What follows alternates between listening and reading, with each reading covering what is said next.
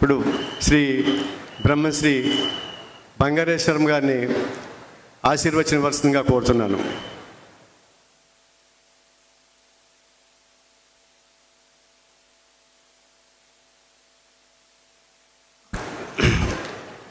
అక్షర స్వరూపమైన పరమేశ్వరుడికి నమస్కరిస్తూ, ఆయన ఢమరుకం నుంచి జారువారినటువంటి అక్షరాలకి నమస్కరిస్తూ ఉన్నాను. ఆ అక్షరాలని పుణికిపుచ్చుకున్నటువంటి ఋషులందరికీ నమస్కరిస్తున్నాను. ఆ ఋషుల నుంచి ఆ అక్షరాన్ని పొందిన మీ గురువులు, ఈ వేదిక మీద ఉన్న పెద్దలైన వాళ్ళందరి గురువులకి నమస్కరిస్తూ ఉన్నాను. ఆ అక్షరాన్ని ఆ గురువుల దగ్గర నుంచి ఒడిసి పట్టినటువంటి అక్షరస్వరూపమైనటువంటి ఈ సభకి నమస్కరిస్తూ ఉన్నాను. ఇవాళ చాలా విశేషమైనటువంటి రోజు. తెలుగు భాష అనంగానే మొట్టమొదట మనకు గుర్తొచ్చేటటువంటిది నన్నయ్య వారు, ఆది కవి. వాల్మీకి సంస్కృతానికి ఎలాగో మన తెలుగుకి నన్నయ్య వారు అంత సేవ చేశారు. గోదావరి నది ఎక్కడి నుంచో ప్రవాహం చేసుకుంటూ వచ్చి వచ్చి వచ్చి వచ్చి ఇక్కడ రాజమండ్రిలో సముద్రంలో కలిసింది. ఎప్పటి నుంచో ప్రయాణం చేస్తూ వస్తున్నటువంటి తెలుగుని మళ్ళీ నన్నయ్య గారిని అందరినీ కూడా ఇక్కడ ఒక సాగరం లాంటి సభని ఏర్పాటు చేసి మొత్తాన్ని కూడా మళ్ళీ ఆ తెలుగుదనాన్ని ఇక్కడ చాలా గొప్పగా చూపిస్తున్నారు. మన గోదావరి గ్లోబల్ యూనివర్సిటీ తరఫున శ్రీ శ్రీ శ్రీ చైతన్యరాజు గారు గట్టిగా మనందరి కరతాళ ధ్వనులతో ఒక్కసారి మన ఆనందాన్ని తెలియపరచుకుందాం.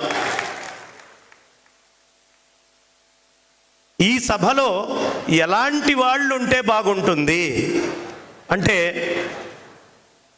తెలుగులో ఎవరు మాట్లాడితే అతి సామాన్యుడి దగ్గర నుంచి చాలా విద్వత్తున్నవాడి దాకా అందులో చురకలు, గుళికలు ఏవేవి కావాలో అవన్నీ శ్రీ వెంకయ్య నాయుడు గారు మాన్యులు పెద్దలు వారు తెలుగు భాషలో మాట్లాడుతున్నప్పుడు అక్షరం అక్షరము ఎంతో స్వారస్యంగా కూర్చి ఒక మహాకవులు అద్భుతమైన కావ్యం రాస్తే ఎలా ఉంటుందో వారి ఉపన్యాసం అలా ఉంటుంది.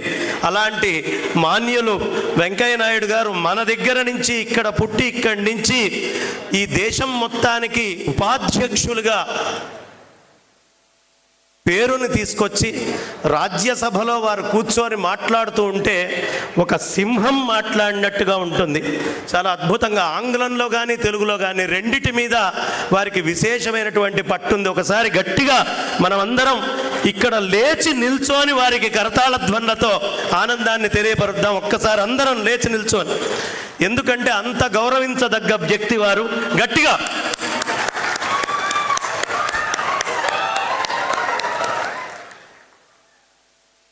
జీవితంలో మనమందరం చిన్న చిన్న దశలు చూసాం, అత్యున్నతమైనటువంటి దశని చూసినటువంటి మహానుభావులు వారు. అదేవిధంగా వేదిక మీద పద్మశ్రీ అవార్డు గ్రహీతలు గరికపాటి నరసింహారావు గారు అయితేనేంటి, తెలుగు సినీ వేదకవి శ్రీ జొన్నవిత్తుల వారేంటి, గట్టిగా ఒకసారి వారికి కూడా కరతాళ ధ్వనులతో తెలుగుదనం పులికి పుచ్చుకున్నటువంటి ఈ సభకి నమస్కరిస్తూ, తెలుగు భాష ప్రపంచంలోకెల్లా చాలా అద్భుతమైన భాష. హరికథలు వినాలన్నా, లేదు మనము అష్టావధానాలు, శతావధానాలు, సహస్రావధానాలు, అనంతావధానాలు ఇలా తెలుగు భాషలో అనేక ప్రక్రియల్ని చూపించుకోగలిగేటటువంటి వ్యాకరణం మన సొత్తు. ఈ ప్రపంచంలో ఇంకెవరికి అంత గొప్ప సొత్తు లేదు. ఇది కేవలం తెలుగువారు జన్మాంతర సుకృతం వల్ల సంపాదించుకున్నటువంటి సొత్తు. అక్షరం మార్చకుండా అర్థం మార్చగలిగేటటువంటి భాష ఎంతో అందంగా ఉంటుంది. దీనిని మించిన రకం లేదు అంటే ఒక అర్థం. అక్షరం మార్చకుండా దీనిని మించి నరకం లేదు అంటే ఒక అర్థం. అక్షరం మారాల్సిన పనే లేదు. అనేకమైన చలోక్తులతోటి కూడినటువంటి చాలా గొప్పదైనటువంటి భాష.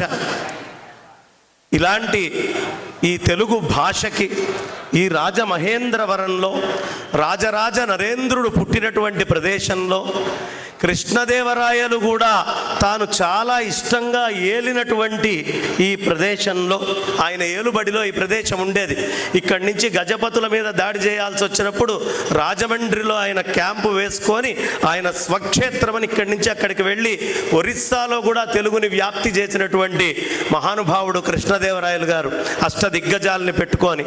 అలాంటి దిగ్గజ స్వరూపాన్ని ఇక్కడ మాకు చూపించినందుకు రవివర్మ గారికి కానీ, శశివర్మ గారికి కానీ, అదేవిధంగా మా చైతన్యరాజు గారు, సత్యనారాయణరాజు గారికి కానీ ఒక్కసారి అనేక విధాలుగా ధన్యవాదాలు తెలియపరుచుకుంటూ, ఇక్కడ కూర్చున్నటువంటి అక్షర స్వరూపమైన మీ అందరికీ కూడా నమస్కరిస్తూ నా వాణికి విరామాన్ని ఇస్తున్నాను.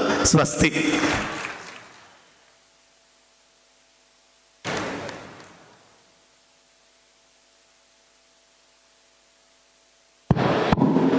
ధన్యవాదాలు బంగారేశ్వరం గారు.